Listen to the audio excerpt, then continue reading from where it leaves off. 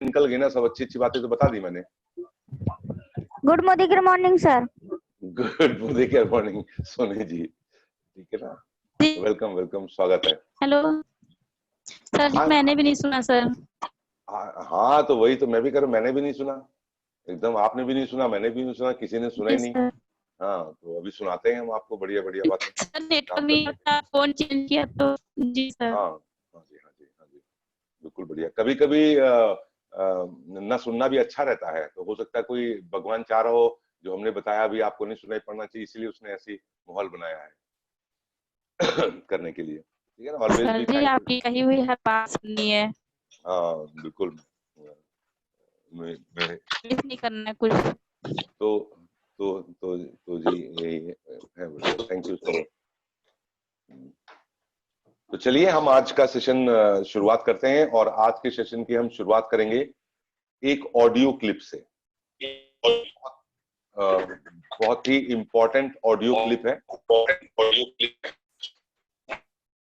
लेशमी जी, सौरभ अवस्थी जी का microphone on है, please इसको सही कर दीजिए।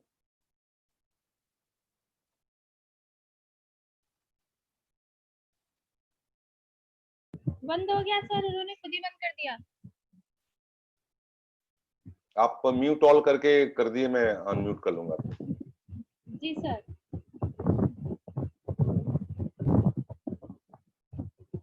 ओके, तो मैं ये कह रहा था, मैं एक ऑडियो क्लिप सुनाने जा रहा हूं, और मैंने जो कुछ भी अभी बोला उसको मैं रिवाइज कर देता हूं। पूरे विश्व में 900 करोड़ लोग हैं जिनके साथ में एक दुविधा बनी रहती है, और उसके बारे में बहुत कम लोग चर्चा करते हैं और बहुत कम लोग बताते हैं। पूरे विश्व में हमारा जो वर्गीकरण है लोगों का, वो दो ही तरीके से वर्गीकरण है। उसमें एक तरीके के लोग होते हैं जो प्रोएक्टिव होते हैं, और एक तरीके के लोग होते हैं जो रिएक्टिव होते हैं। इसको और भी डिटेल में हम समझेंगे मैं क्या कहना चाह रहा हूँ। हमारा जो एटीट्यूड है, जो हमारा नजरिया है, उस नजरिए के दो भाग हैं, एक है प्रोएक्टिव नजरिया और एक है रिएक्टिव नजरिया। और ये नजरिया हमारा कब देखने को मिलता है, क्योंकि हम लोगों के बीच में रहते हैं और हमारे आसपास घटनाएं होती रहती हैं और परिस्थितियां होती रहती हैं। और देखा यह गया है कि जब कोई विपरीत परिस्थिति आ जाती है, और या कोई किसी ने आपको जो है वो भला बुरा कह दिया, या कुछ आपके मन का नहीं हुआ, तो अचानक से ये देखा जाता है कि इंसान के अंदर से दो चीजें ही पाई जाती हैं। एक तो है कि वो उसको वो रिएक्टिव एटीट्यूड में चला जाता है, और कुछ लोग होते हैं जो प्रोएक्टिव एटीट्यूड में रहते हैं। तो जो लोग रिएक्टिव एटीट्यूड में रहते हैं वो डिस्ट्रक्शन की तरफ जाते हैं, यानी जो अटैकर मोड में होते हैं, जो अटैक करते हैं, मतलब किसी अगले के ऊपर अटैक कर देंगे बहुत तेजी से। और जो प्रोएक्टिव एटीट्यूड के लोग होते हैं उनका डिफेंस सिस्टम बहुत अच्छा रहता है, कि कुछ लोगों के कहने का उन पर असर नहीं पड़ता है, और सिचुएशन से कोई भी जो प्रॉब्लम खड़ी हो उसका उनके ऊपर असर नहीं पड़ता है, मिनिमल असर पड़ता है। और वो उनका देखने का नजरिया बिल्कुल डिफरेंट होता है। वो किसी भी परेशानी में या किसी भी दिक्कत में अपॉर्चुनिटी खोज लेते हैं। और रिएक्टिव आदमी तुरंत सिचुएशन के चक्कर में बहुत परेशान हो जाता है। मेरा अपना मानना है कि जब तक आप अपनी जिंदगी में रिएक्टिव एटीट्यूड से प्रोएक्टिव एटीट्यूड में नहीं आएंगे, तब तक आपके बहुत सारे काम जो आप चाहते हैं, या जिसको कहते हैं सुकून जिंदगी में या खुशी जिंदगी में, असली सुकून और असली खुशी। और हमें असली सुकून और असली खुशी इसलिए चाहिए क्योंकि हमने बड़े बड़े काम करने हैं, और जब भी हमें बड़े बड़े काम करने हैं तो हमें हमारा मन बिल्कुल आनंदित होना चाहिए, प्रफुल्लित होना चाहिए, अंदर से हमें खुशी होनी चाहिए, हमें उस काम से प्यार होना चाहिए, और ये सारी चीजें हमें चाहिए। लेकिन क्या है ना, कुछ लोग और कुछ परिस्थितियां हमारे आसपास ऐसी आती हैं कि उसमें हमारा एक एटीट्यूड है जो प्रॉब्लम क्रिएट कर देता है, और उस एटीट्यूड पे कभी भी कोई बात नहीं करता, और उसकी वजह से परिणाम हमारे गड़बड़ आते हैं। तो मैं आपकी इजाजत से एक क्लिप शेयर करना चाहूंगा, और निश्चित रूप से वो क्लिप आप सुनिएगा तो आपको बहुत अच्छा लगेगा।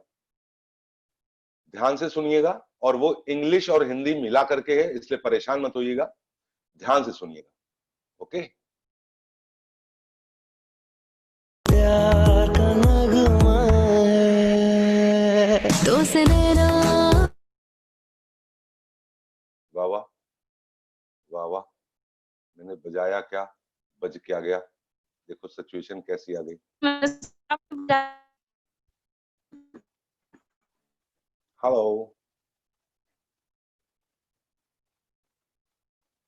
जी सर।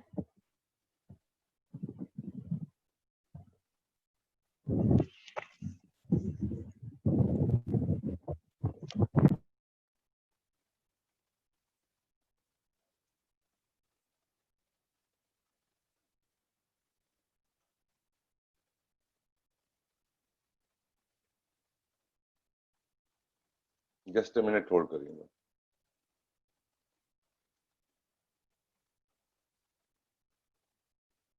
रेडी हम सभी लोग रेडी है? एक ऑडियो क्लिप है 4 मिनट की, उसको सभी लोग ध्यान से सुनिएगा।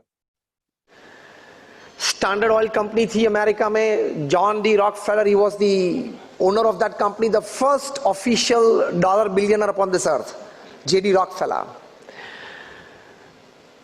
कंपनी में कुछ ऐसी बात बनी, कोई एम्प्लॉय थे, उसकी कुछ गलती की वजह से the company incurred a loss of $2 million. J.D. Rockefeller calls the employee in his office. The employee was shivering that he would fire me off.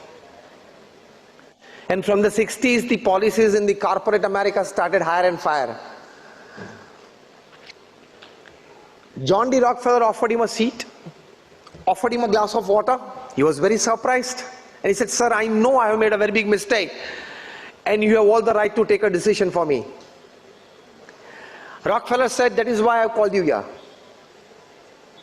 And then Rockefeller draws out from his drawer a small piece of paper, a few lines written in it, and he starts reading it aloud.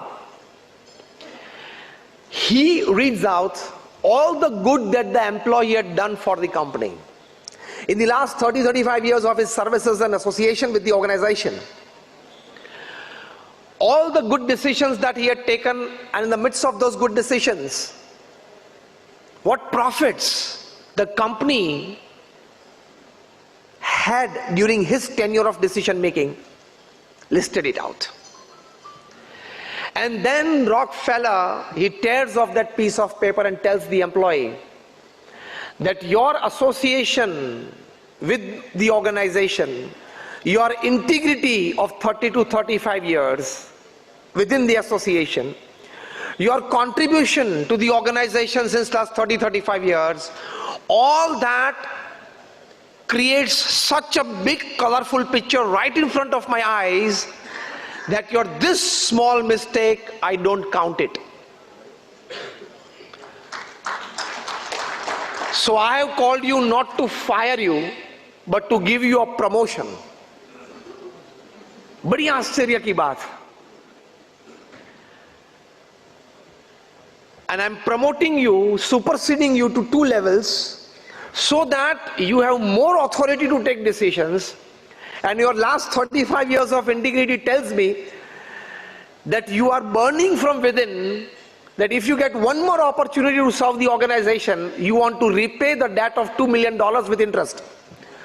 You can do it early, as early as possible, if I promote you, so I'm superseding you 2 positions in the company. क्या proactivity है? ये level की corporate stories हैं. प्रतिकूल परिस्थिति में सानुकूल प्रतिभाव. You are most active in the worst of circumstances, in the most opposing situations, yet you are more conducive. तो ये प्रोएक्टिविटी की बात है. जीवन में भी थोड़े थोड़े विचार में, परिस्थिति में भी प्रोएक्टिविटी रखना. थोड़ी थोड़ी बातों में हम डिस्टर्ब हो जाते हैं, थोड़ी थोड़ी बातों में हम लोग इरिटेट, फ्रस्ट्रेट हो जाते हैं. ऊपर से तो 3 पीस सूट पहनते हैं, टाई होती है, बड़े अच्छे कॉर्पोरेट हम दिखते हैं, लेकिन थोड़ी थोड़ी बातों में डिस्टर्ब हो जाते हैं, फ्रस्ट्रेट हो जाते हैं, इरिटेट हो जाते हैं.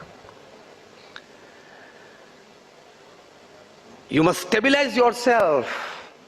Words, facial expressions, bodily languages, circumstances should not, or at least disturb you. इतनी तो स्टेबिलिटी चाहिए कि नहीं? Then you become a good professional. You become a good human being.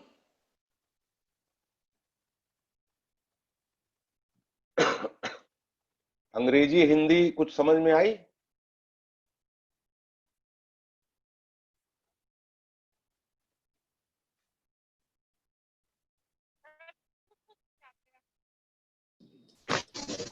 Sir जो आपसे बताते हैं वही बता रहे हैं। अच्छा, इसमें हिंदी वाला समझ में आया? अंग्रेजी वाला छोड़ दीजिए, हिंदी वाला समझ में आया?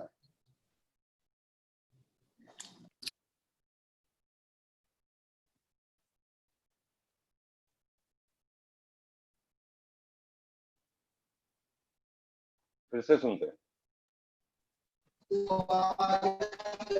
Standard oil. If you get one more opportunity to serve the organization, you want activity है?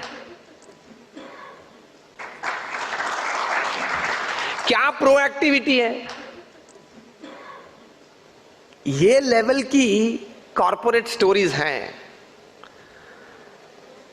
प्रतिकूल परिस्थिति में सानुकूल प्रतिभाव. You are most active in the worst of circumstances, in the most opposing situations, yet you are more conducive. तो ये proactivity की बात है. यहां से सुनना समझना शुरू करिएगा. अब जो मुद्दे की बात है उसको समझिएगा. बहुत थोड़ी देर की लाइन है, बट ये लाइन बहुत इंपॉर्टेंट है. जो मेरा मकसद है आपको बताना. जीवन में भी थोड़े थोड़े विचार में, परिस्थिति में भी प्रोएक्टिविटी रखना.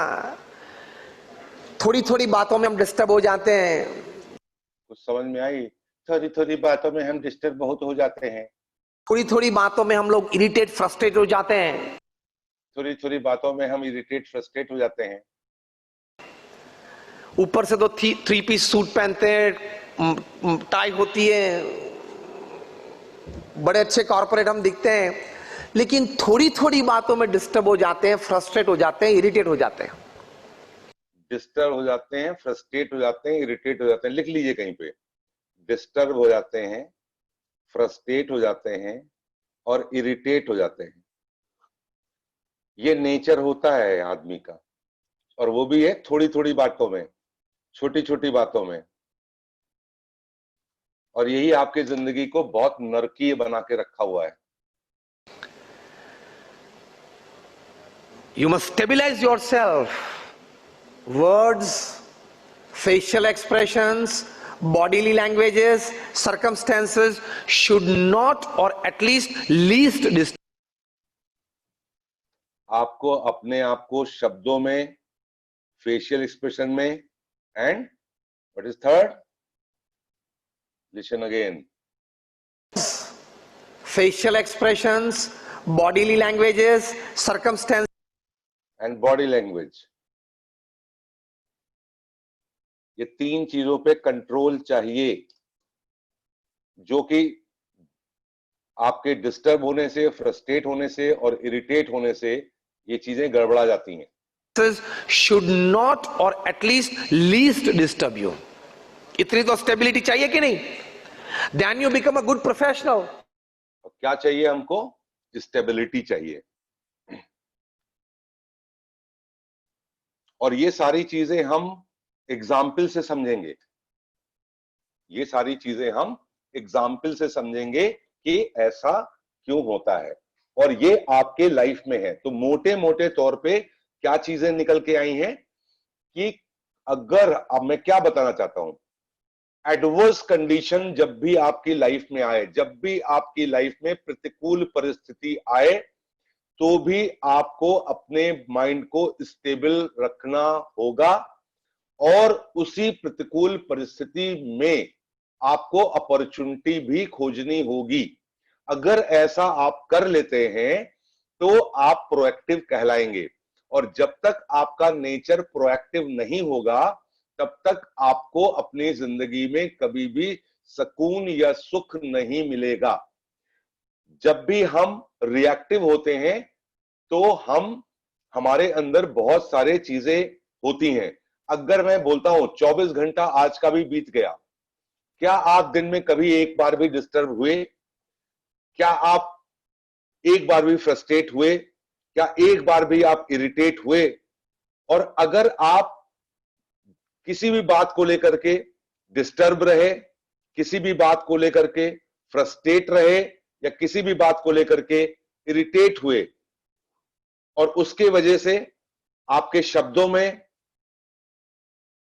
आपके फेशियल एक्सप्रेशन में और आपके पूरे बॉडी लैंग्वेज में अगर कहीं भी वो असर दिखा, तो अभी आपको बहुत ज्यादा मेहनत करने की जरूरत है। कुल मिला के मतलब ये है, you have to work hard. और ये मैं समझाना चाह रहा हूं, इसका एक थर्मामीटर है, इंडिकेशन है। अगर किसी भी वजह से कोई भी सिचुएशन ऐसी आई हो, किसी इंसान के द्वारा हो या किसी परिस्थिति के द्वारा हो, और आप अगर लेश मात्र भी डिस्टर्ब हुए, फ्रस्ट्रेट हुए या इरिटेट हुए, और उसका प्रभाव आपके शब्दों में, आपके फेशियल एक्सप्रेशन में और आपके बॉडी लैंग्वेज में आ गया, तो आप रिएक्टिव पर्सनालिटी के ओनर हैं। यानी आपका एटीट्यूड रिएक्टिव पर्सनालिटी का है। आपके लिए ये बहुत ही खतरे की घंटी है क्योंकि रिएक्टिव पर्सनालिटी अटैकर सिस्टम की तरह होती है, जो अटैक करने के लिए तैयार रहती है और वो दूसरे के ऊपर अटैक करती है। यहीं पे प्रोएक्टिविटी क्या होती है, जो अपना डिफेंस सिस्टम इतना है। देखो जी,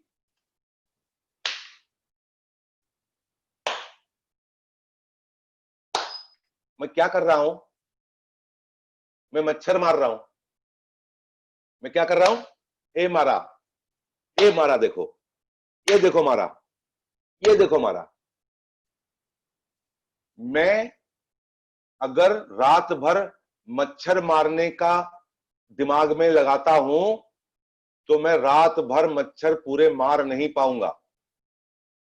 ये मच्छर चैलेंजेस हैं, चुनौतियां हैं, सरकमस्टांसेस हैं, है ना। इससे बेहतर है मच्छरदानी लगा लो, इससे बेहतर है मच्छरदानी लगा लो, मच्छर नहीं लगेंगे आपको। इससे बेहतर है ऑल आउट जला लो, इससे बेहतर है मॉस्किटो कैंडल जला लो, दैट विल बी बेटर। तो आपको क्या करना है, सिचुएशंस को कंट्रोल नहीं कर सकते। देखो जी, मैं कुछ लोगों से बात करना चाहता हूं, अगर कोई बात करने में इच्छुक हो तो मेरे सवाल का जवाब दे। महाभारत क्यों हुई थी? मूल कारण क्या था महाभारत का?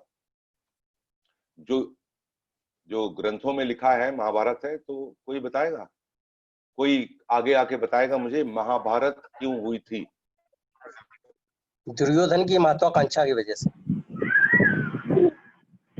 हमें और अभी क्लियर नहीं हुआ उपेंद्र जी, हमें थोड़ा और क्लियर करके बताएं। तो महाभारत, दुर्योधन को राजा बनने का लालच था, युवराज बनने का लालच था। वो युवराज बनना चाहता था, वहां का राजा बनना चाहता था। उसकी ये महत्वाकांक्षा थी, इसके लिए उसे कुछ भी करने को तैयार था। हाँ चलिए, बहुत अच्छा उपेंद्र जी, आपने बहुत अच्छा बताया। कोई और कर सकता? महाभारत का मूल कारण क्या था?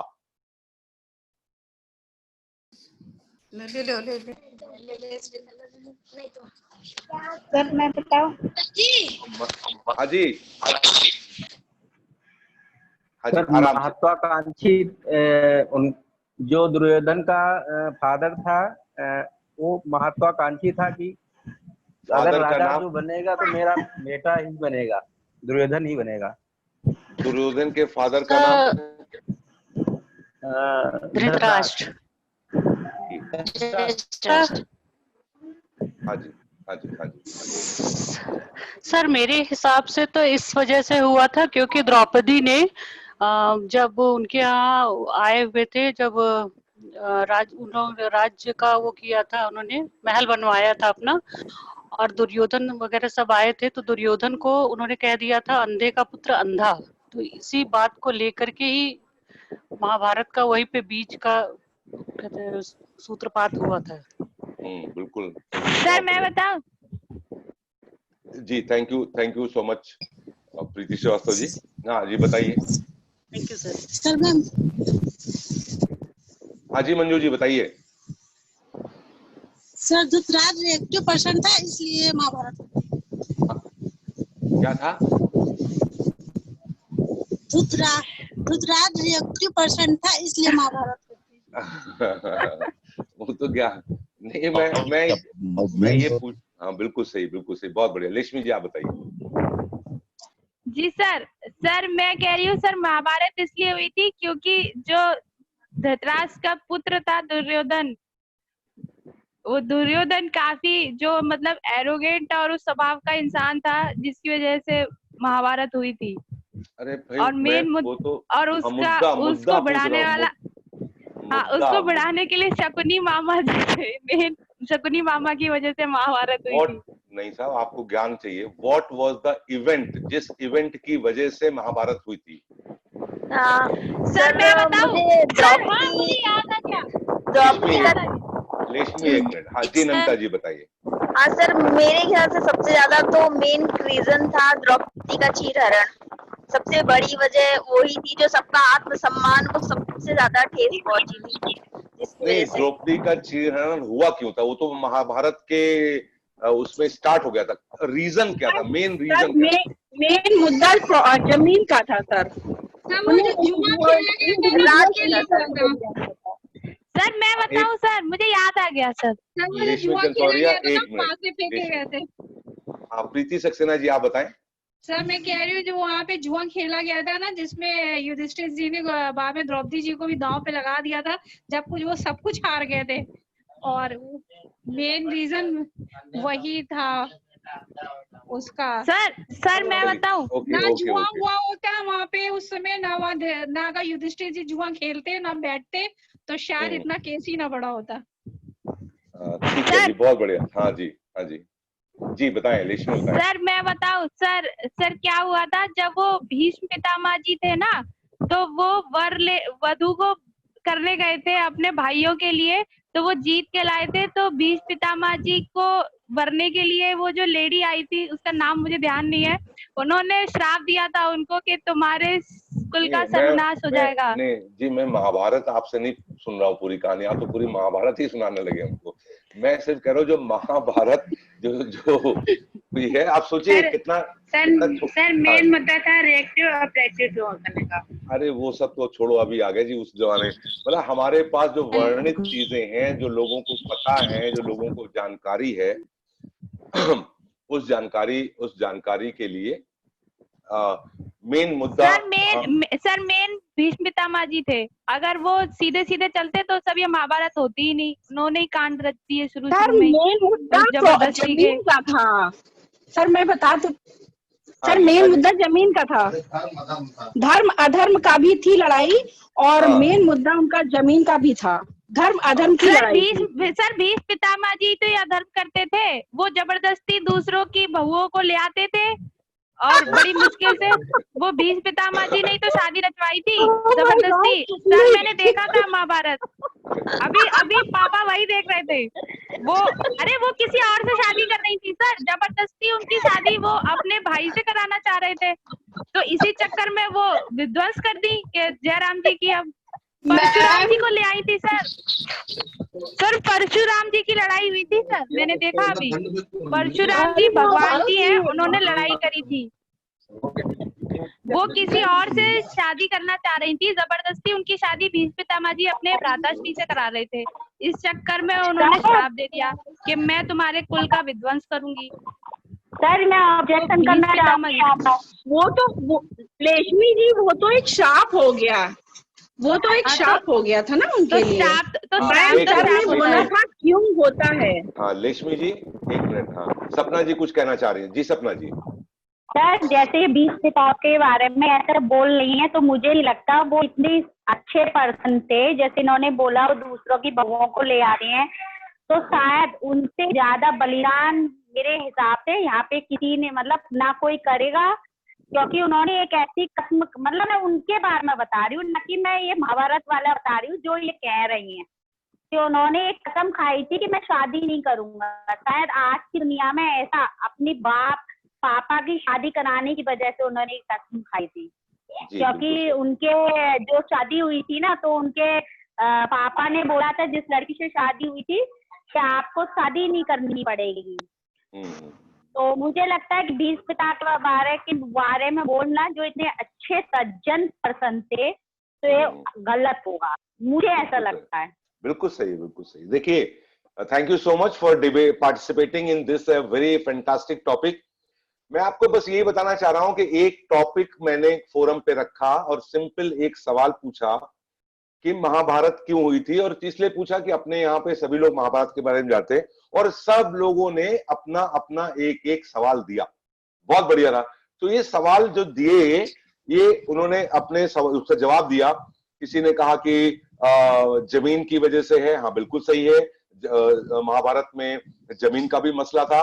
और किसी ने कहा कि जो है वो जुए में हार गए थे सब कुछ, तो उन्होंने द्रौपदी को भी दांव पे लगा दिया।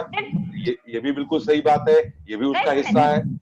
और कुछ लोगों ने कहा कि नहीं साहब, वो द्रौपदी ने दुर्योधन को ये बोल दिया था कि अंधे का पुत्र अंधा है, इसलिए ऐसा हुआ।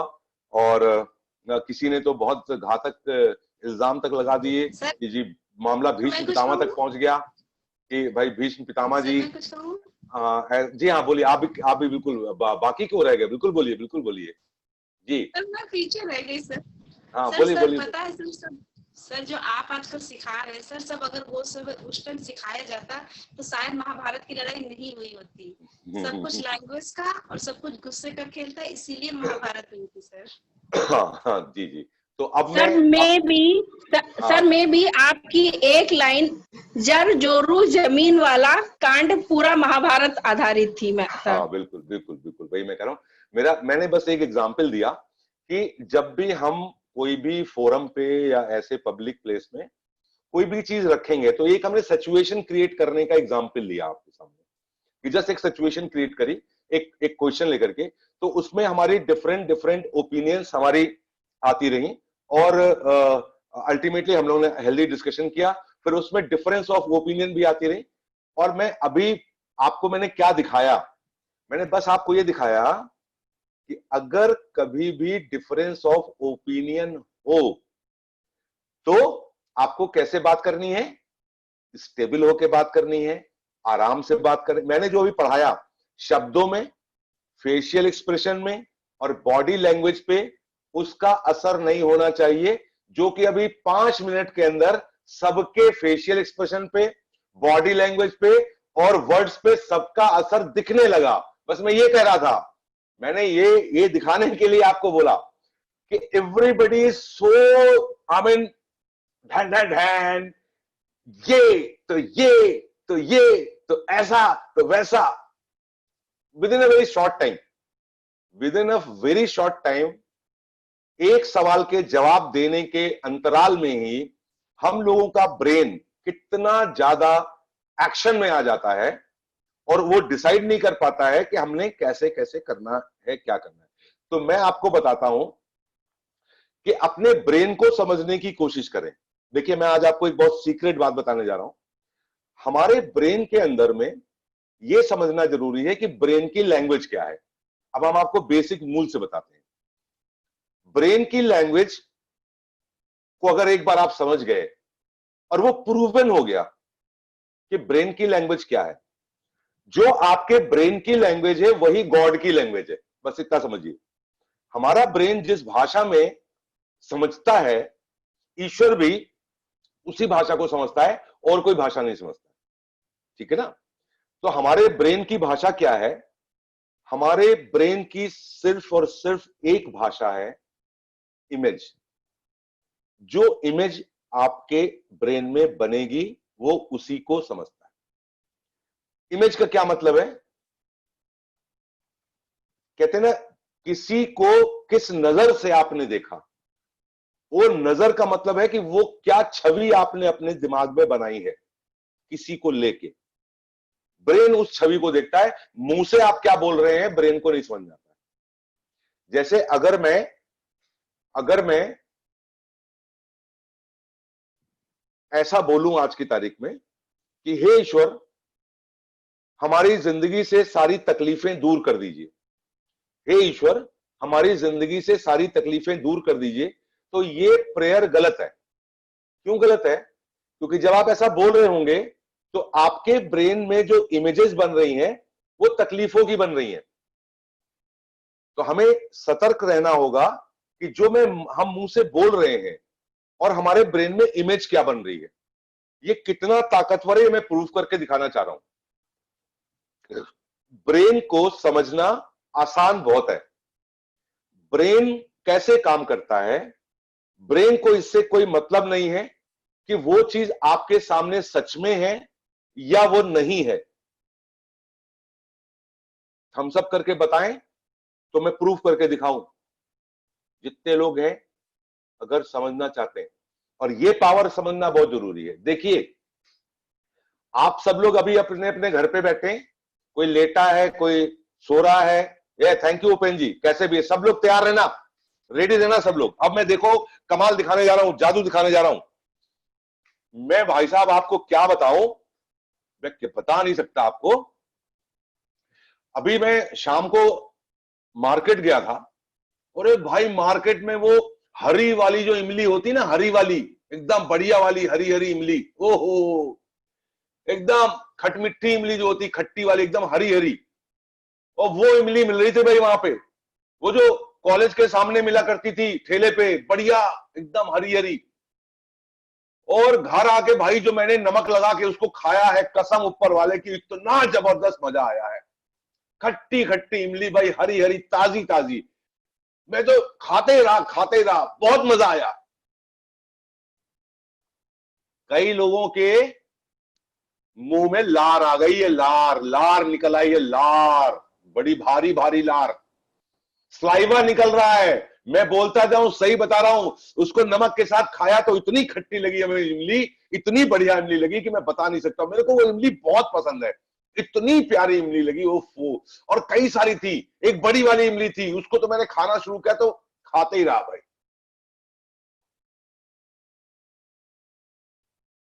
पागल बना दिया आपके दिमाग ने आपको। आपके दिमाग को ये पता नहीं चल रहा है कि आनंद जी क्या बोल रहे हैं, तो इमली है कि नहीं है। आपके दिमाग ने इससे कोई मतलब नहीं रखा कि सामने इमली रखी है कि नहीं रखी है। आपके दिमाग ने मेरे बोलने से आपके ब्रेन के अंदर जो इमेज स्टोर थी उसको रिट्रीव कर लिया, और उसको इस हद तक रिट्रीव कर लिया, इस हद तक रिट्रीव कर लिया कि आपके बॉडी का केमिकल रिएक्शन चेंज करा लिया। ब्रेन को आपके इससे कोई मतलब नहीं है कि वो इस समय है या नहीं है। ब्रेन को सिर्फ इस बात से मतलब है कि पहले से आपके दिमाग में इमली बैठी है, मेरे बोलने से वो इमली रिट्रीव हो गई। मेरे तो बहुत लार निकल आई, इतनी लार निकल आई कि बोला नहीं जा रहा है मेरे से। बढ़िया बढ़िया। और आप ऐसे पगलैट ब्रेन को काबू में नहीं करना चाहते हैं, उसके चक्कर में छोड़ देंगे।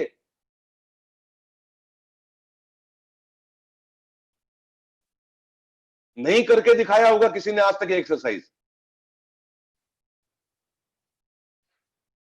ब्रेन कितना पावरफुल है सोचिए। ब्लाइंड है ब्रेन, इमली है नहीं आपके सामने, और मैंने इमली की चर्चा की है केवल, और मैं इमली की चर्चा करता जाऊंगा, और आपका ब्रेन जो है वो रिएक्ट करेगा, केमिकल निकालेगा, स्लाइवा निकाल देगा, इतना स्लाइवा निकाल देगा कि टपकने लगेगा मुंह से बाहर आपके, और आप रोक नहीं सकते उसको।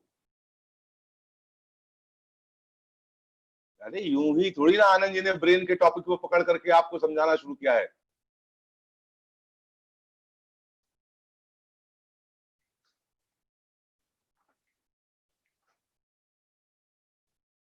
आपको किसी ने गधा कह दिया, क्या कह दिया?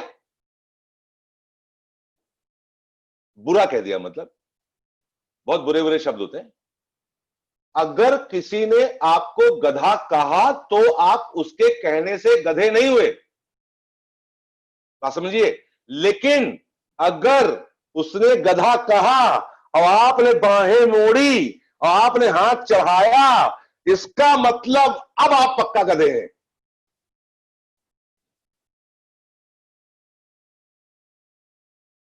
जब तक उसने आपको गधा कहा था तब तक आप गधे नहीं हुए थे, लेकिन जैसे ही आपने बांह चढ़ाई, अच्छा रुको, तुमने हमको गधा कहा, इसका मतलब क्या हुआ कि अब तो तुम गधे मान लिया तुमने, मतलब अब तुमने अपने को मान लिया कि उसने जो कहा है वो सही कहा है।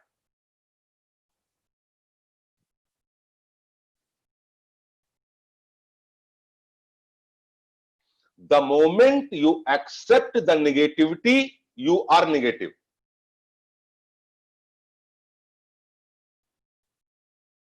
अगर किसी ने आपसे कुछ भी बुरा भला कहा तब तक आप बुरे नहीं हुए, लेकिन जिस टाइम आपने उसका रिएक्ट करना शुरू कर दिया, इसका मतलब आपने वो बुराई एक्सेप्ट कर ली।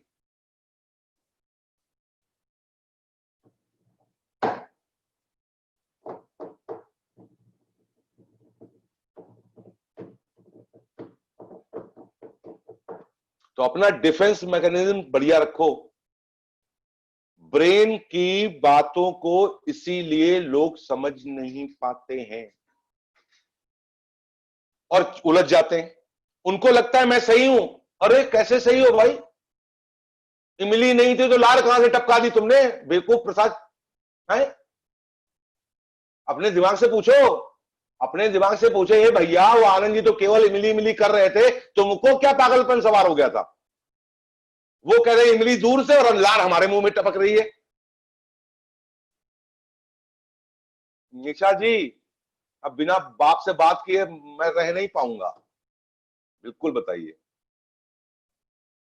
सर। मैंने इमली वाली बात बताई तो आपने फील किया कि नहीं किया? सलाइवा आपके मुंह में आया? सर आपको बिल्कुल फ्रैंकली बात बताऊं, मुझे खट्टी चीजें पसंद ही नहीं है। अरे आप तो एक्सेप्शन है। दुनिया में बहुत लोग होते हैं जी जिनको खट्टी चीजें नहीं पसंद होती हैं।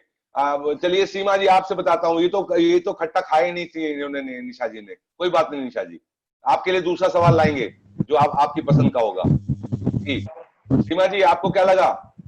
सीमा जी। जी सर। हाँ जी सर, हमारे तो मुंह में पानी आ गया इमली का नाम ही सुन के। ओके, आ गया। पुष्पलता जी, आपके मुंह में पानी आया कि नहीं आया? सर मुझे तो इमली मेरे सामने दिख रही थी। हाँ, तुम्हें इमली सामने दिख रही थी। पर लेकिन एक चीज जरूर आई मेरे दिमाग में कि लॉकडाउन में आज सर इमली आई कहाँ से, दिखी कहाँ से? बहुत बढ़िया, बहुत बढ़िया, बहुत बढ़िया। हाँ, चीजें ये है। तो मेरा कहने मतलब है, मैं आपको एक चीज बताता हूँ। एक स्टडी हुई कि तो मिलती है क्या? हाँ, एक स्टडी हुई। सर आराध्या भी सुन रही है आपकी मीटिंग और कह रही है कि इमली मिलती है मम्मी, मुझे कल ला देना। बिल्कुल सही, कल आ जाएगी, अंकल ला के दे देंगे आपको। एक स्टडी हुई यूएसए में, और उस स्टडी में था कि एक प्रिजनर था जिसको कि मौत की सजा दी गई, डिक्लेयर था।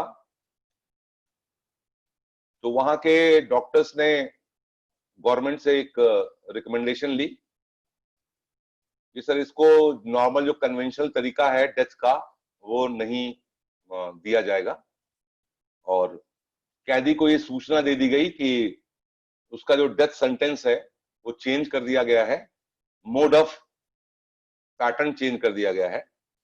हैंग टिल डेथ नहीं होगा वो, जबकि उसको एक कुर्सी पे बिठाया जाएगा, उसके हाथ और पैर कुर्सी से बांध दिए जाएंगे और उसका सर काले कपड़े से ढक दिया जाएगा, और फिर उसे एक जहरीले कोबरा से बाइट करवाया जाएगा या डसवाया जाएगा।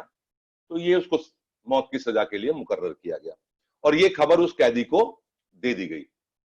अब चूंकि वो कैदी था, उसको सजा मिलनी थी, तो वो भी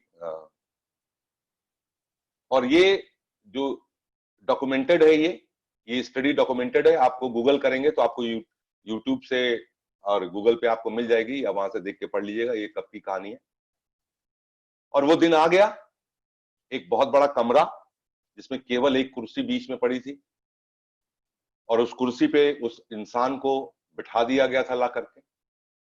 उसके हाथ बांध दिए गए, उसके पैर बांध दिए गए, लेकिन अभी उसके सर पे काला कपड़ा नहीं रखा गया था।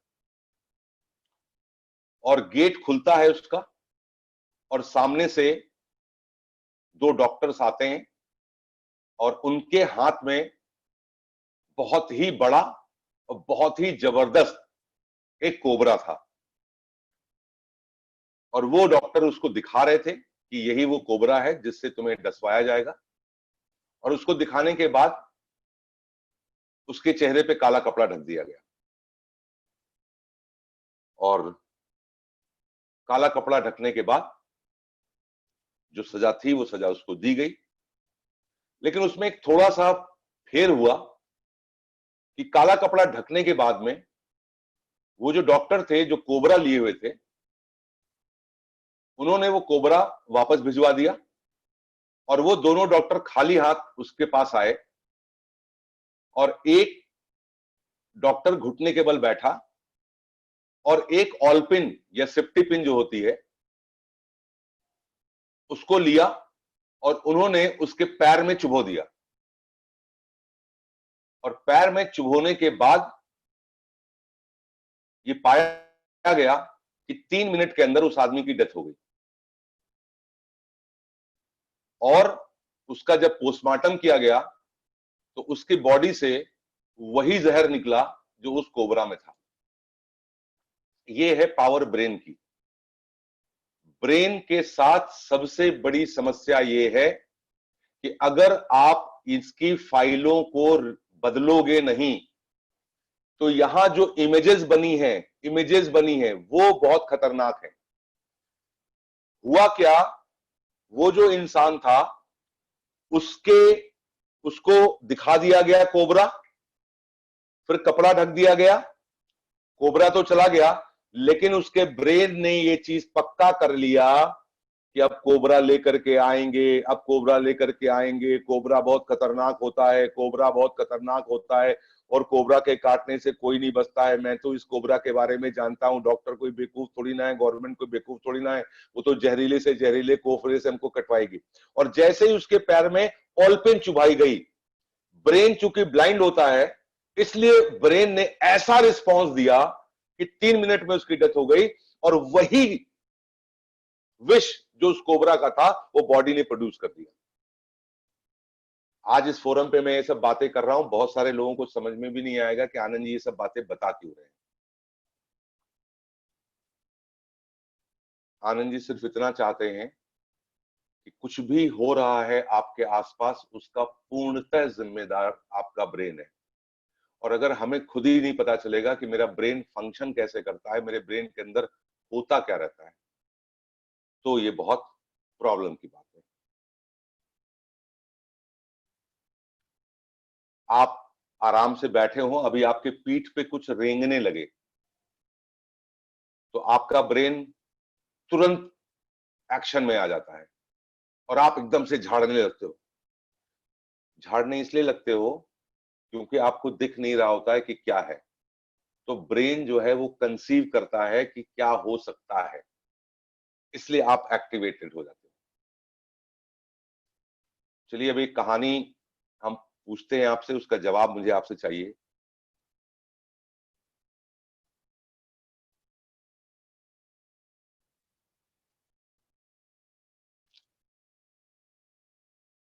आपने एक ट्रेन से सफर करना था, आपने ट्रेन का टिकट कटाया, आप अकेले थे, कोई आपके साथ नहीं था। आप रेलवे स्टेशन भी पहुंच जाते हैं और तभी अनाउंसमेंट होता है कि जो ट्रेन आपकी 1 नंबर प्लेटफॉर्म पे आनी थी वो इस समय 4 नंबर प्लेटफॉर्म पे आएगी और आप दौड़ के जाते हैं 4 नंबर प्लेटफॉर्म पे। काफी टाइम लगता है उसमें पहुंचने में, काफी देर लगती है वहां तक पहुंचने में। और जब आप वहां जीना चढ़ करके, दोनों सीढ़ियां चढ़ करके उतरते हैं, तब तक फिर वहां से अनाउंसमेंट होता है कि वो ट्रेन जो 4 नंबर पे आनी थी वापस वो 1 नंबर पे आ रही है। और इधर अनाउंसमेंट होता नहीं कि उधर ट्रेन आ जाती है और अब भगदड़ मचती है, बहुत ज्यादा, बहुत बहुत बहुत ज्यादा भगदड़ मचती है।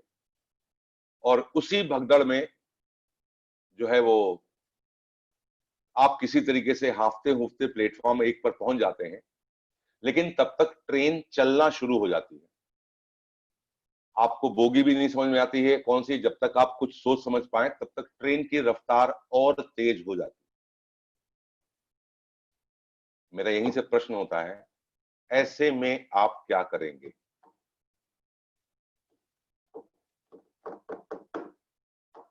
जवाब चाहिए मुझे, I am waiting for answer. ऐसी सिचुएशन में आप क्या करेंगे?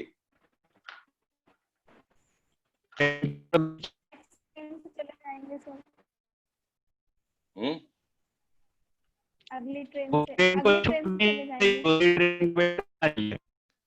वेरी गुड, बहुत बढ़िया। दोनों लोगों का जवाब है कि अगली ट्रेन पे से चले जाएंगे, हैं? सर उसी ट्रेन को दौड़ के पकड़ेंगे। पुष्पलता जी कह रही हैं उसी ट्रेन को दौड़ के पकड़ेंगे।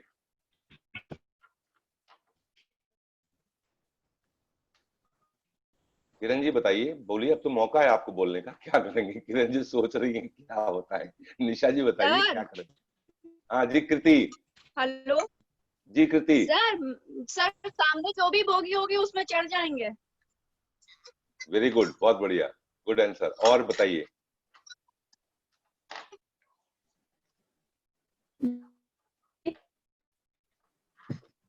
सर जी जान है तो जान है, वेट करेंगे सर। वेरी गुड, जान है तो जहान है, हम वेट करेंगे, बहुत बढ़िया।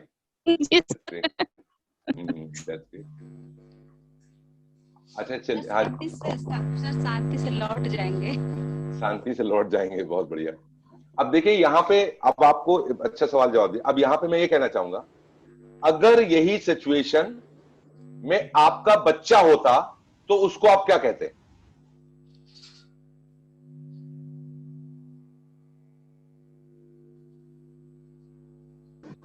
सर भागो पकड़ो।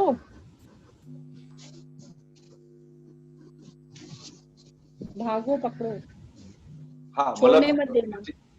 हाँ, बच्चे से भी कहते भागो पकड़ो। उससे कहते कोई बात नहीं बेटा, ट्रेन छूटनी नहीं चाहिए। हाँ निशा जी कह रही ट्रेन छूटनी नहीं चाहिए। जी उपेन जी।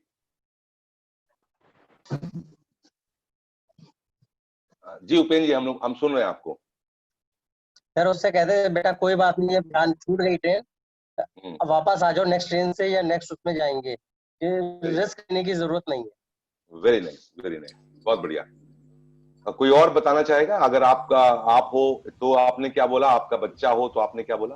किरण जी वापस आ जाए। अगली ट्रेन करेंगे। अगली ट्रेन इतना सर एजेंसी पे डिपेंड करता है कि, हाँ अर्जेंसी पे डिपेंड करता है कि चाहे मतलब अर्जेंसी इतनी है कि ऊपर मतलब कितना अर्जेंट, हाँ कितना जरूरी है। हाँ मतलब जहां जाना है वहां कितना जरूरी है, उसके चक्कर में चाहे ऊपर चले जाएं आप, मतलब इतना अर्जेंसी। नहीं सर, अगर अर्जेंसी है तो उसकी जगह बस से जाएंगे, ट्रेन का इंतजार नहीं करेंगे। ओहो, मैं तो अभी ट्रेन की बात कर रहा हूँ। ट्रेन नहीं सर, फिर चलती ट्रेन में। हाँ तो अब लाइन सही बोली। चलती हुई ट्रेन में क्या चढ़ना चाहिए या नहीं चढ़ना चाहिए? नहीं सर, नहीं चढ़ना चाहिए। चढ़ना चाहिए, सही नहीं है वो, तो कुछ भी हो सकता है उसमें, एक्सीडेंट। सर मुझे वैसे एक्सपीरियंस नहीं था, हम इतनी लोगों की बातों को सुन के मैंने एक्सपीरियंस बताया है। मुझे एक्सपीरियंस नहीं था बिल्कुल। ओके। मेरा कहने का मतलब है, देखिए छोटी सी इवेंट है, हल्की सी इवेंट है कि आपको एक इवेंट है। अच्छा एक चीज और बताता हूं, ये मेरे हाथ में मोबाइल है, ठीक है ना। सपोज अभी तो रिमोट है टीवी का, मोबाइल तो मैं यूज कर रहा हूं। ये सपोज मेरे हाथ में मोबाइल है और ये मैंने 1.5 लाख रुपए का खरीदा है। कितने का खरीदा है? हाँ ये आईफोन है, आईफोन बढ़िया वाला एकदम, इसमें हीरे जवाहरात लगे एकदम बढ़िया वाला, 1.5 लाख रुपए का आता है एक आईफोन 1.5 लाख। अगर मैं ये ट्रेन में सफर कर रहा हूं और मुझे मस्ती सवार हो रही है और मेरा स्टेशन आने वाला है और मैं गेट के पास खड़ा होकर के अपने घर में अपने सज्जन से बात कर रहा हूं, अचानक से ट्रेन को झटका लगता है और मेरा मोबाइल छूट के गिर पड़ता है बाहर, तो मुझे क्या करना चाहिए?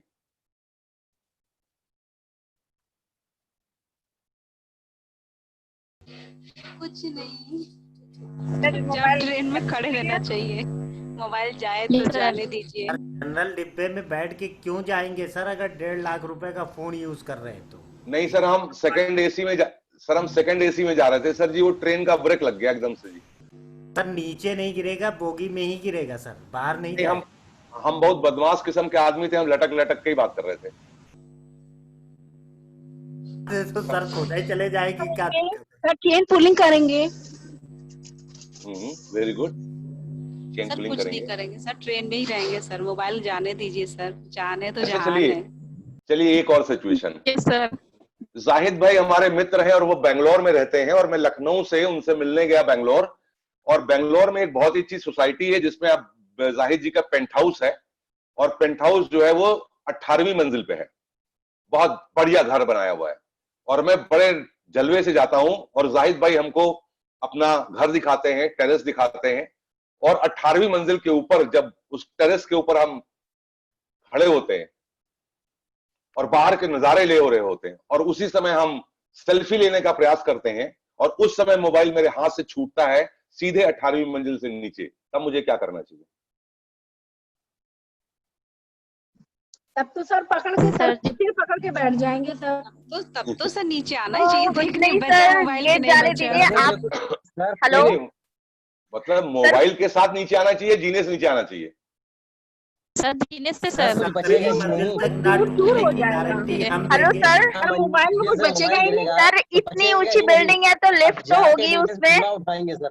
हाँ, मतलब मैं कह रहा हूँ सर आपको फिलहाल मोबाइल छोड़ देना चाहिए, और जब आप इतना अर्न करते हैं तो आपको दूसरा मोबाइल ले लेना चाहिए, उससे भी अच्छा। अंदर की बात मैं यही बताना चाह रहा था कि ये आप जब होशो हवास में होते हैं तो ऐसी ही बातें करते हैं, लेकिन जब मोबाइल गिरता है तब आप कुछ और बातें करते हैं, बस यही समझाना है। ये दिमाग आपका इतना ज्यादा गड़बड़ काम करता है। The moment you are relaxed, you are thinking in a different way, और जब सिचुएशन आ जाती है तो your brain is thinking in different way. बहुत चतुर है। Right. That's what I want to say कि always try to be in a stable state of mind even if worst situation comes, क्योंकि यही दिमाग जब आप स्टेबल सिचुएशन में होते हैं तो दूसरी तरीके से बिहेव करता है, और सडन जब सिचुएशन चेंज हो जाती है तो तुरंत दूसरी तरीके से बिहेव करने लगता है। Don't trust your mind. आपने अभी आप देखिए यहाँ पे कई लोग हैं जिनके पास में स्कूटी है, जो लोग लेडीज हैं जो स्कूटी चलाती हैं और स्कूटी से आती जाती हैं। अगर वो किसी बुटीक विजिट करने गई हैं और उन्होंने रोड पे स्कूटी पार्क कर दी और बुटीक में जाकर के वो अपना काम कर रही हैं, तब तक बुटीक की जो असिस्टेंट है वो बाहर से आती है और कहती है, मैडम क्या आज आप स्कूटी से नहीं आए हैं? तो उसने कहा नहीं हम स्कूटी से आए हैं, स्कूटी तो बाहर खड़ी है। बोले नहीं मैम, हमने आपको अंदर देखा तो मैंने पूछा आपकी स्कूटी तो बाहर नहीं है। जब ये खबर जिस समय मिलेगी उस समय आपका रिएक्शन कैसा होगा? पॉइंट ये है, थोड़ा शॉकिंग होगा, लेकिन देखने जरूर जाएंगे। हाँ, मतलब मैं वही कर रहा हूँ, इमेजिन करिए और कभी ऐसी सिचुएशन आपके सामने आए। तो बाहर खड़ी करके आए। हाँ, एक दूसरी सिचुएशन, आप अभी बाइक यूज करते हैं और आपको अभी 4 व्हीलर खरीदने का मन है और आप 4 व्हीलर के शोरूम गए हैं गाड़ी देखने के लिए और आपने अपनी बाइक बाहर खड़ी कर दी है और आप 4 व्हीलर के शोरूम में ऐसे एंगल से बैठे हैं जहां से आप जो 4 व्हीलर देख रहे हैं वो भी दिख रहा है और आपकी निगाह बाहर आपकी खड़ी बाइक पे भी है और अचानक से आपको लगता है कि अभी बाइक खड़ी थी, अभी बाइक चली गई। वेलकम पवन जी। अचानक से आपकी निगाह पलटती तो आपको लगता है आपकी बाइक तो यहां खड़ी थी, वो कोई उठा ले गया। उस समय आपका रिएक्शन कैसा होगा? आप वो गाड़ी के मॉडल और देख रहे होंगे, वहां पे आराम से देख रहे होंगे, क्या कर रहे होंगे आप?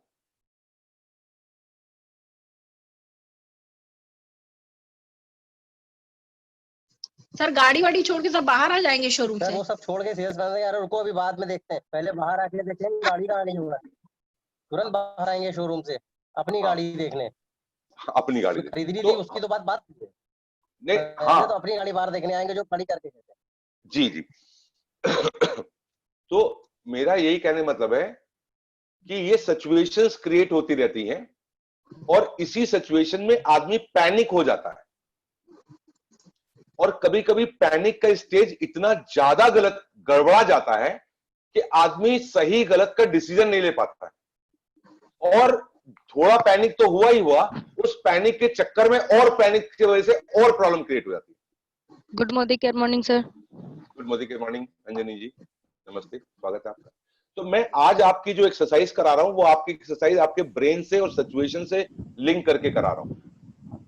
सर हाँ जी सर, मेरा बीच में नेट खराब हो गया था, वापस मुझे होस्ट बना दीजिए प्लीज। अच्छा, मैं वापस होस्ट बना दूं। ओके, वेलकम, आप फिर से होस्ट बन गए, लीजिए।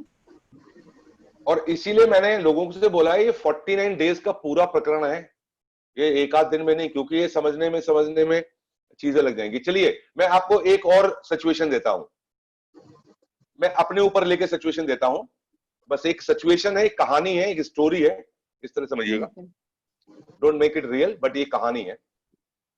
मेरे पास एक ऐसी कार है जो मैंने मॉडिफाई करा रखी है, 4 सीटर कार को मैंने 2 सीटर बनवा रखा है, जिसमें नई फैशन की डिजाइन की कार है, और जो स्पोर्टी कार बनती है तो उसको मॉडिफाई करा लेते हैं तो केवल 2 ही लोग बैठ सकते हैं।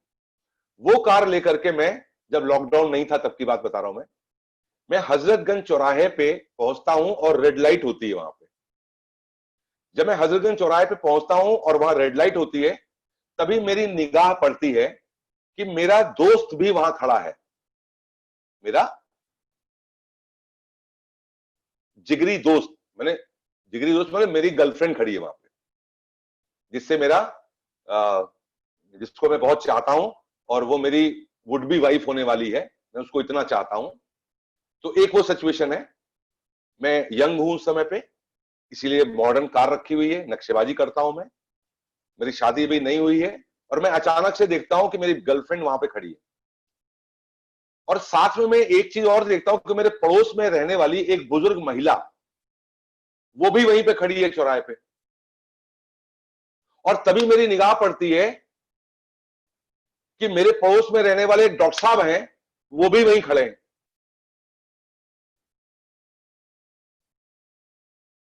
अब आपसे सवाल ये पूछना है कि मैं किसको अपनी गाड़ी में बिठाऊं, डॉक्टर को, बुजुर्ग महिला को, या अपनी गर्लफ्रेंड को? सर डॉक्टर को, बुजुर्ग महिला को बैठाएंगे और गर्लफ्रेंड के साथ बस में लटक के चले जाएंगे। सर ये आप पहले जवाब दे चुके हैं।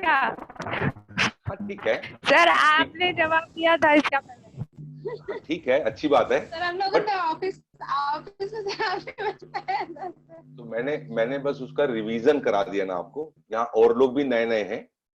ज्यादातर ऐसी सिचुएशन जब आती हैं, इसका जवाब मिलने के बाद तो आप जवाब देने लायक हो गए, लेकिन जब तक इसका जवाब नहीं मिला था तब तक आपके दिमाग में क्या चल रहा था ये भी आपको क्लियर है, ठीक है ना? दिमाग उधेड़-बुन में पड़ता है। कभी भी दिमाग में ये नहीं आता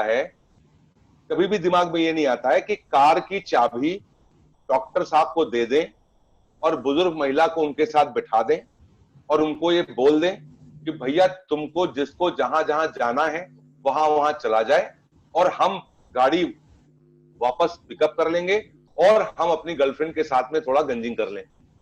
ये भी एक ऑप्शन है। एक्चुअली लोगों के दिमाग में ये नहीं आता है कि गाड़ी की चाबी कैसे दे दें हम किसी को। हम गाड़ी की चाबी कैसे दे सकते हैं किसी को करने के लिए? अब तो ब्रेन की इस कंडीशनिंग को समझिए। तो अब मैं आपके सामने स्क्रीन शेयर करने जा रहा हूं, आप उसको थोड़ा सा ध्यान दीजिएगा। मेरा क्या इशारा है मेरा, जो मैंने आपके लिए किया हुआ है, और मैं स्क्रीन शेयर करता हूं आपके सामने।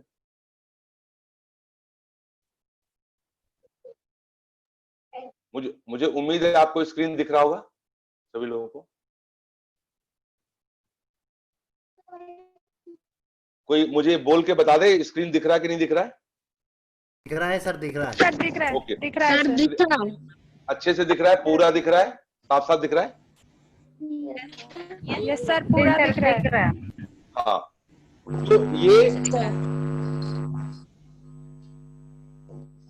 अब मैंने पहले ब्रेन को क्यों बताया, मैंने कहा कि ब्रेन में बड़ी उलझने रहती हैं, ब्रेन को कुछ समझ नहीं आता, मैं उसके ऊपर बाद में चर्चा करूंगा।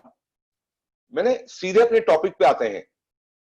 मोटा मोटा मैंने आपको लिखा कि पूरे 24 घंटे में अगर कुछ इंसान या कुछ परिस्थिति की वजह से आप डिस्टर्ब होते हैं, फ्रस्ट्रेट होते हैं, इरिटेट होते हैं, जिसका कि आपके शब्दों में, फेशियल एक्सप्रेशन पे और बॉडी लैंग्वेज पे असर दिखाई पड़ता है, तो आप ये समझ लें कि आपके अंदर इन 30 आदतों में से कोई ना कोई या कुछ सारी आदतों का जमावड़ा लगा है। जितने समय तक हम लोग बात करेंगे तो आपको ये जानना जरूरी है, आप डिस्टर्ब कब होंगे, फ्रस्ट्रेट कब होंगे, इरिटेट कब होंगे, जब इनमें से कोई ना कोई एक आदत की वजह से आप इस जद्दोजहद में फंस जाएंगे। मेरा मानना यह है कि अगर आप डिस्टर्ब होते हैं, फ्रस्ट्रेट होते हैं, इरिटेट होते हैं, तो समय नष्ट किए बिना अपने माइंड को ये बताएं कि हमें डिफेंस मैकेनिज्म ज्यादा अच्छा करना है, ना कि अटैक सिस्टम ज्यादा करना है। अगर हम अपने ब्रेन को ये मैसेज दें कि मुझे अपना डिफेंस मैकेनिज्म बढ़िया बनाना है, ना कि मुझे अपना अटैक मैकेनिज्म बड़ा करना है, क्योंकि सारा खेल अंदर है, सारी चीजें हैं। और इनमें से बहुत सारी चीजें, ये स्क्रीन शेयर कर जो मैंने किया हुआ, इसको आप अपने पास नोट कर लें, इसको आप वो कर लें, क्या कहते हैं, इसको सेव कर लें। इसमें कुल 30 आदतें हैं। हो सकता है कल को कुछ और चीजें आपके द्वारा मुझे पता चले जो इसमें कमी रह गई है, तो हम इसको और बढ़ा देंगे। बट ये पॉइंट आउट करने की बात है कि कहीं ना कहीं पुरानी इमेजेस हमारे ब्रेन में पड़ी हैं, और पुरानी इमेजेस को दूर करने के लिए हमें कुछ नई इमेजेस इसके अंदर डालनी पड़ेंगी। बस मुझे इतना बताना था आपको, that what I want to say. मुझे उम्मीद है आपको मेरी बात समझ में आई होगी और आपके पास ये आ गया होगा पढ़ाई लिखाई करने के लिए। तो क्या किसी ने इसको सेव कर लिया है ना? जी सर, हो गया। यस सर, कर लिया सर। हाँ, खैरियत हो गई। तो अभी मोटा मोटा मैं, चूंकि मुझे ये पक्का पता है, जैसे अब मैं मोदी केयर के कंटेस्ट में आपको एक सिचुएशन क्रिएट करके बताता हूं कि उस सिचुएशन के बारे में ये डिस्कस करना है।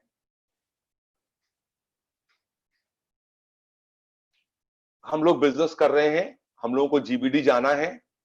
जीबीडी जाने के लिए विड्थ भी हमको चाहिए और डेप्थ भी हमको चाहिए। विड्थ में भी इंसान ही लगेंगे और डेप्थ में भी इंसान ही लगेंगे। यानी मोदी केयर का पूरा जो हमारा बोर्ड है उसमें इंसान ही आएंगे, और सारे इंसान मेरे द्वारा नहीं आएंगे।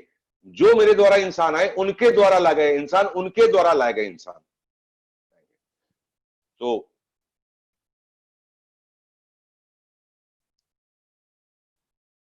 आपने बिजनेस करना शुरू किया, और अगर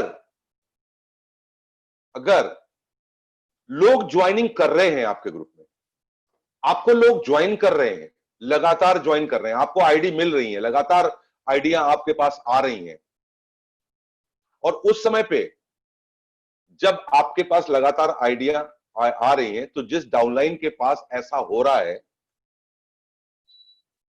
वो डाउनलाइन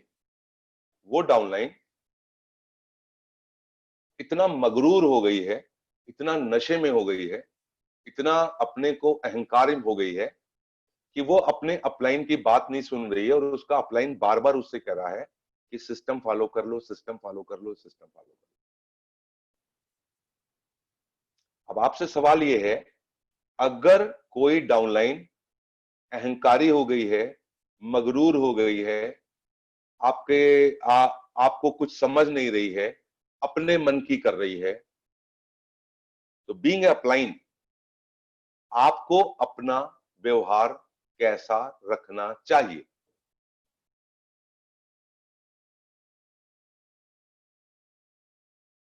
या आप एक्चुअली में कैसा महसूस करेंगे?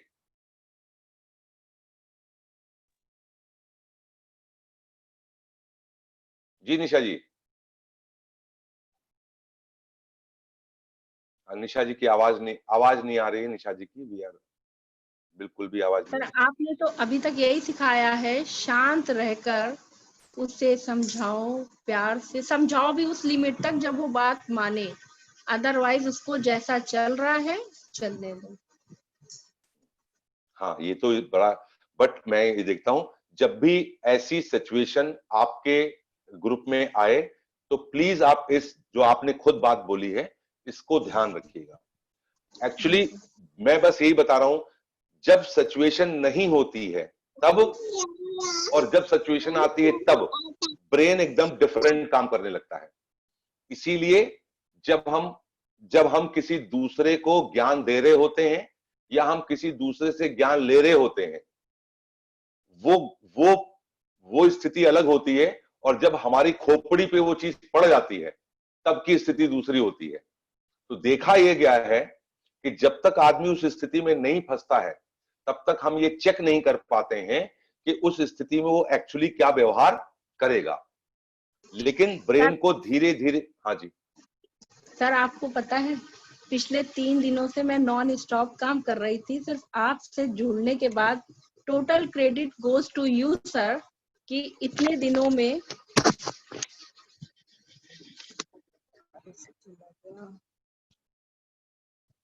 सर इतने दिनों से आपसे जुड़ने के बाद इन 3 दिनों में कैन यू बिलीव कि मैं एक बार भी तेज से नहीं बोली, मुझे गुस्सा नहीं आया, और जितना चेयरफुल रहते थे उससे ज्यादा सर आज वास्तव में इन्होंने भी रियलाइज किया कि बहुत चेंज है।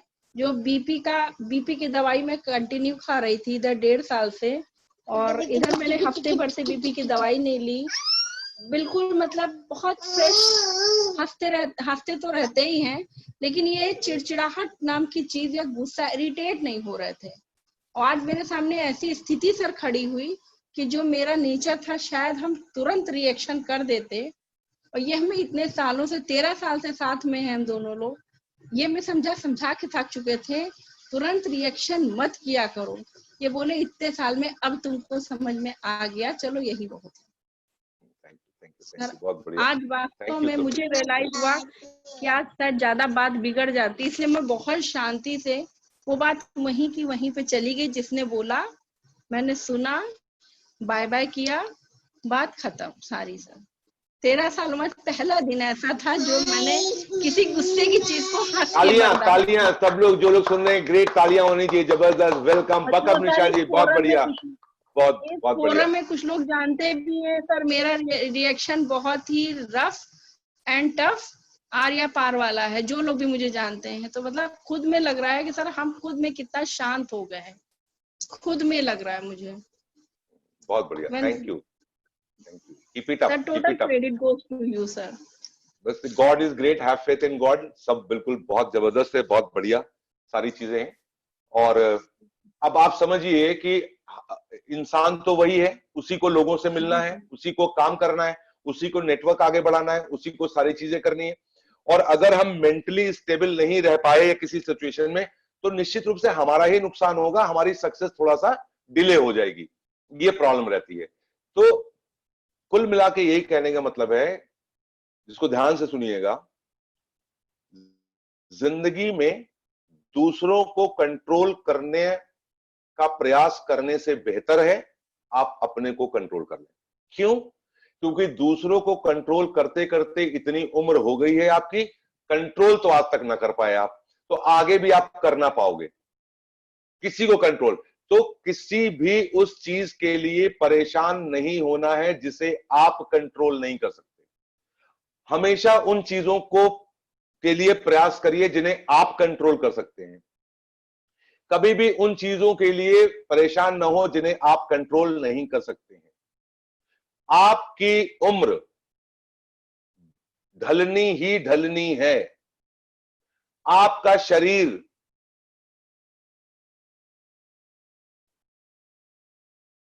बुढ़ापे की तरफ जाना ही जाना है, आपके चेहरे पे झुर्रियां आनी ही आनी है, आपके बाल सफेद होने ही होने हैं, ये होना ही होना है। ये बदलाव पहले से आपके दांत गिर ही जाने हैं, हर चीज होगी। सवाल ये है कि क्या जो बदलाव आपकी जिंदगी में आएंगे या आने वाले हैं, और जब वो बदलाव आपके सामने आ जाएंगे तब भी क्या आप खुश रह सकते हैं? यहां तो कई लोगों को बोलता हूं, अरे क्या बताएं क्या जमाने थे, अरे उन दिनों की तो बात ही, अब तो जिंदगी ही नरक हो गई है, अब तो भैया सब बेकार हो गया है, ये क्या है भाई? तो आज आखिरी लाइन पे छोड़ता हूं मैं आपको। You must have a courage to accept the things as it is. जब तक आप चीजों को एज इट इज एक्सेप्ट करने की कला नहीं सीखेंगे, तब तक आपको जो मैं सिखाना चाह रहा हूं रिएक्टिव से प्रोएक्टिव जाने के लिए, उसकी सबसे बड़ी चीज है you should accept the situation and the people as it is. तो आज ये टॉपिक मैं यहीं पे छोड़ता हूं, कल इस टॉपिक पे बात करेंगे कि इसका क्या मतलब है accept the situation and the people. हमें अपने आसपास के लोगों को और सिचुएशन को, अगर वो वर्स्ट हो रही हैं, तो हमें उनको एज इट इज एक्सेप्ट करना पड़ेगा पहले। जब तक आपके अंदर ये एक्सेप्टेंस नहीं आएगी, जैसे किसी ने कहा, आपको मैं एक घटना बताऊं, मैं क्या बोल रहा हूं। मैं इंदिरा नगर में रहता हूं और ये बहुत पहले की घटना है। ये लगभग घटना आप समझ लीजिए है कब थी, जब मैं अपने इंजीनियरिंग के 3rd ईयर में था। इट वाज ऑलमोस्ट 1986 की बात है। तब इंदिरा नगर डेवलप ही हो रहा था, और जहां मैं इंदिरा नगर में पहले रहता था, अभी जहां रहता हूं वहां नहीं, पहले रहता था, पहले जहां पहले रहता था मैं, वहां पे क्या हुआ कि एक दिन कोई रात में आया और मैं घर की छत पे था। मैंने देखा वो आया और उस समय पे उसने कूड़े का बैग लिया और मेरे घर के सामने रख के चला गया, गेट के सामने रख के चला गया। अभी मैं जब तक ऊपर से उतर करके आता ये देखने के लिए कि ये क्या है, तो मैंने देखा कि मेरे पड़ोसी के घर के सामने भी, गेट के सामने भी एक बैग रखा हुआ है। रात का तकरीबन 10:30 बज रहा था। अब मुझे अंदर से हुआ कि यार ये अजीब सी बात है कि लोगों को देखो क्या है ना, कूड़ा लेकर के अपने घर से कूड़ा लेके चलेंगे और दूसरे के घर पे रख देंगे। और मैंने अपने घर के सामने जो कूड़ा का ढेरी थी उसको उठा करके डस्टबिन में, जो मेरे घर के अंदर ही गेट के पास ही रखा था, उसमें डाल दिया। उसकी खटपट की आवाज से मेरे पड़ोसी निकल आए। अभी सोचिए, उन पड़ोसी ने गेट खोला, एक बार मुझे देखा और एक बार उस पोटली को देखा, मैं इतना ही देखा उन्होंने। और साहब जितनी उन्होंने जिंदगी में गालियां सीख रखी थी, सारी गाली उतार दी मेरे ऊपर।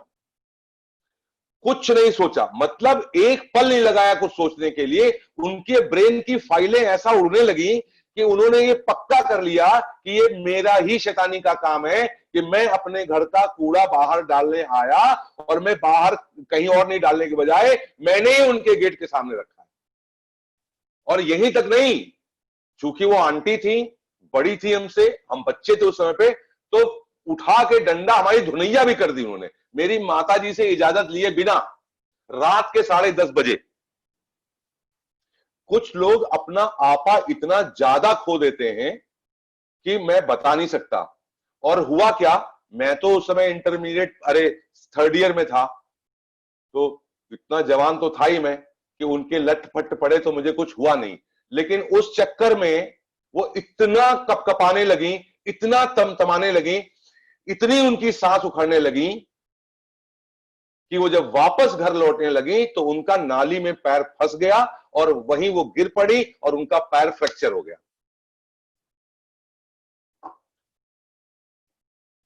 मैंने मार खाई थी, मैंने ही मार खाई थी, मेरे ही सामने ये घटना हुई, तो मैंने ही उनको पैर नाली से निकाला, मैंने ही उनके पैर पे कपड़ा बांधा। कहां से कपड़ा बांधा? अपनी कमीज उतार के उसी को मैं ही लकड़ी लेके आया, मैंने ही पैर पे लकड़ी लगाई और मैंने ही उसको टाइट करके बांधा। क्यों बांधा? क्योंकि आंटी के घर में उनके अलावा कोई नहीं था। उस दिन सभी लोग बाहर गए थे, आंटी घर में अकेले थी। पूरी रात भर हम उनको रिक्शे पे, सवारी उस समय होती नहीं थी, कार मेरे पास थी नहीं, ना उनके पास थी, डॉक्टर के यहां ले गए, रात ही में प्लास्टर कराया, सारा कुछ काम कराया। और जितने टाइम तक ये काम होता रहा उतने टाइम तक गालियां मैं खाता रहा। सब तुम्हारी वजह से हुआ है, तुमने कूड़ा नहीं फेंका होता।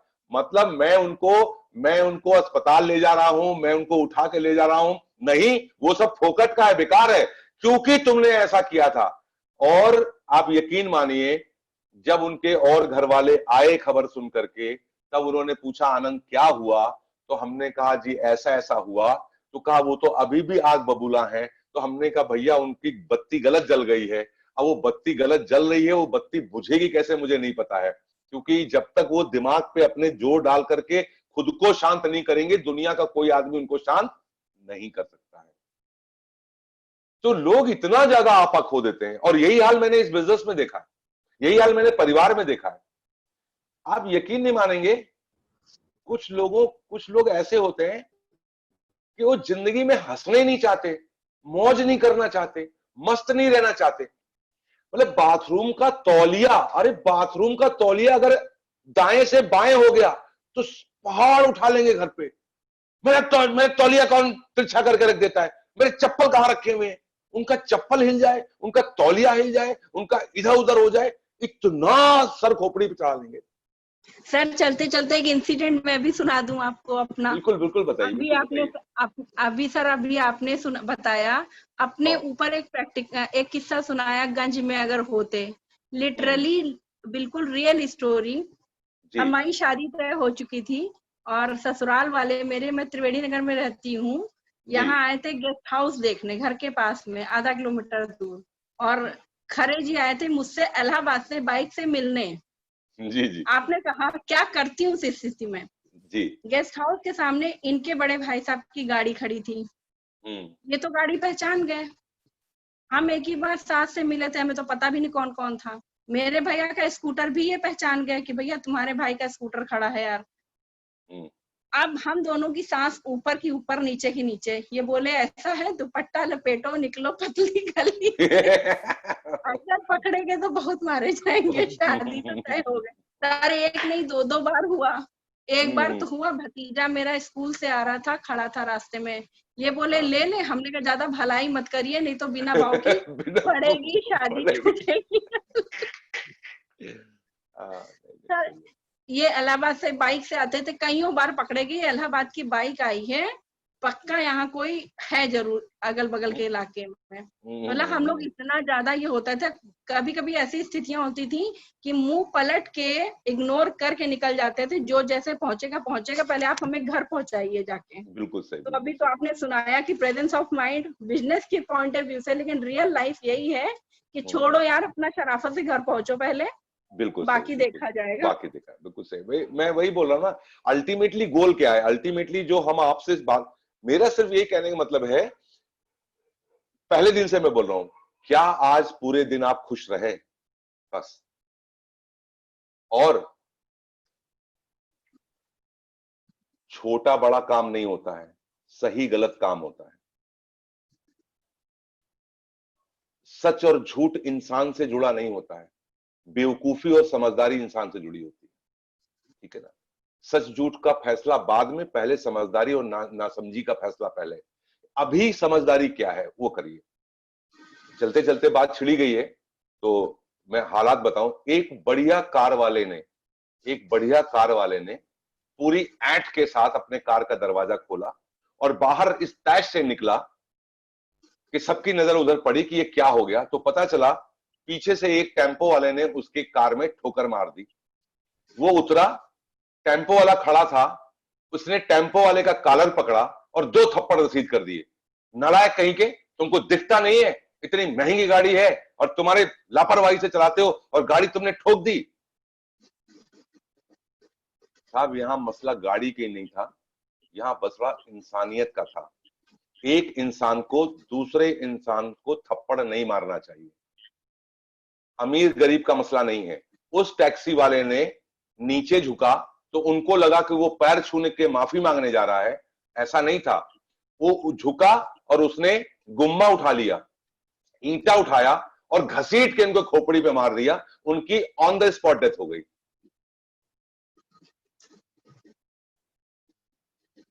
इंसानियत को मत छेड़ो। Be a human being then a rich man. पहले आप कुदरत के नियम को समझें।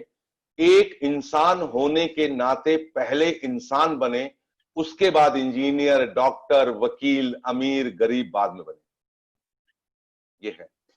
और इसीलिए कुछ चीजें हमारे बुजुर्ग जो बता के गए हैं वो बिल्कुल सही बता के गए हैं, जो आज निशा जी कही थी कि जर जोरू जमीन का चक्कर बहुत बुरा होता है। और ये चक्कर बुरा इसलिए होता है कि ये सर चढ़ के बोलता है। सफलता आपके सर पे नहीं चढ़नी चाहिए, कोई भी चीज आपके सर पे नहीं चढ़नी चाहिए। Anything goes on your head that will destroy you. Right sir? Okay, अच्छा लगा। तो कल हम लोग बात करेंगे। हमने